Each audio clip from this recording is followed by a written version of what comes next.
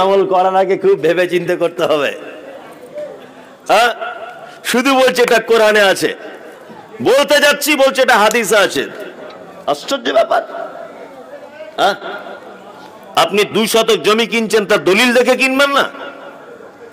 5 টাকার বেগুন কিনলে বাজার থেকে 4 বার লাইটে দেখে ভিতরে পোকা আছে কিনা, দেখে না? 500 টাকার নোট দিলে 4 বার লাইটে দেখে নোটটা জাল কিনা, দেখে কি দেখে না? তোমার এই বুদ্ধি এখনো হলো না যে আমি এই যে কাজটা করছি, এই কাজটা মুহাম্মদ সাল্লাল্লাহু আলাইহি ওয়াসাল্লামের পক্ষ থেকে কোনো রায় আছে কিনা? যদি আল্লাহ নবীর পক্ষ থেকে কোনো রায় যদি না থাকে, আল্লাহ নবী সাল্লাল্লাহু আলাইহি ওয়াসাল্লাম তিনি বলছেন ফাওয়ারাদ্দুন, তোমারও কাজ বাতিল।